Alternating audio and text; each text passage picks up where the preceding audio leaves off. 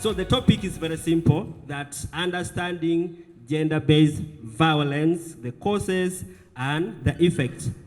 Right, what are the causes of gender-based violence? And then when you are done, just come and pin it in this is a root. Are you able to see the roots?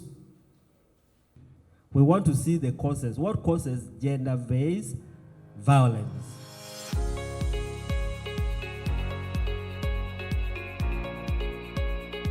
From this one, we are seeing poverty, bad practices, alcohol, drug abuse, bad parenting. Thank you so much.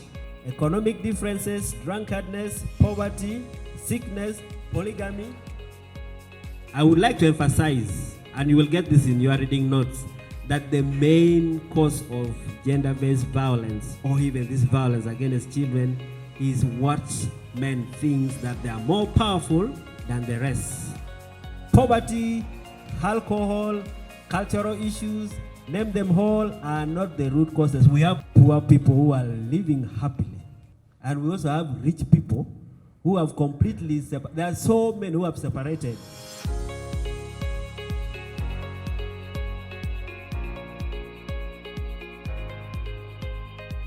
This afternoon, we are going to look at the topic of diversion as a juvenile justice system.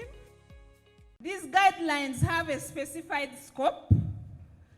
They are to be used while handling minor offenses committed by what? By children. It applies to only children who have attained the age of criminal what?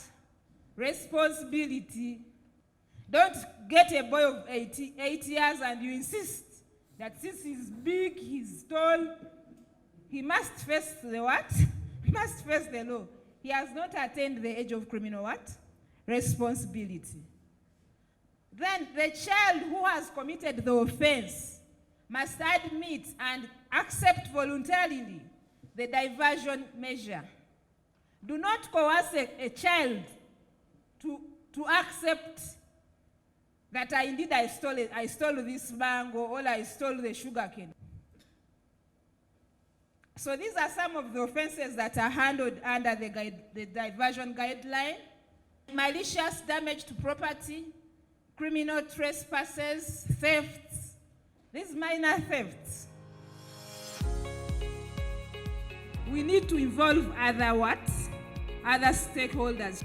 If I, Lydia, cannot address her needs, I can go to probation, I can go to the church, or I can go to a fund here to find ways of what? Addressing her needs. So that is the key essence of this topic here.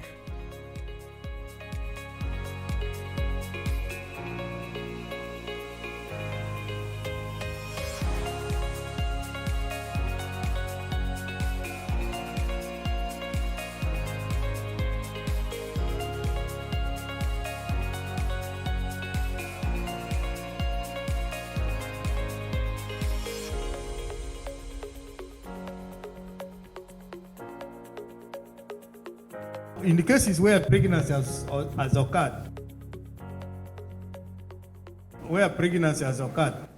if the girl has 3 different boyfriends with whom she slept, you will not do a DNA for paternity. all the three men must be bled, plus the woman, plus the child, to prove who the father of the child is. And the person is the controller of the examination. If he says don't reach that area, you are not supposed to force the person. Sometimes police officers will want the health worker to hold the leg of the girl for examination. That is not allowed. If a girl has refused to be examined, you stop there. You don't force. Thank you, Doctor. My question is concerning examination. Now, in this regard, how will court regard the medical practitioners a situation of not having examined this girl after she has refused? You are not alone in the fight against GBV.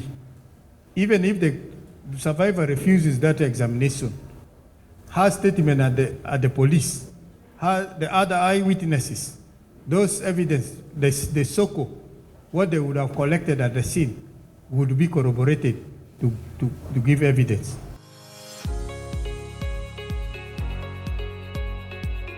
The other purpose of an investigation is to link the suspects to the crime, the victim, and the crime scene. All the other things that they were explaining about it, look at this thing. There is a crime here. Here is victim or survivor and crime scene. Evidence has to link the three.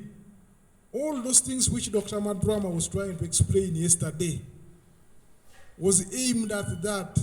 Out of 35 or 40 people who are here, to single out a particular person and link him to that crime.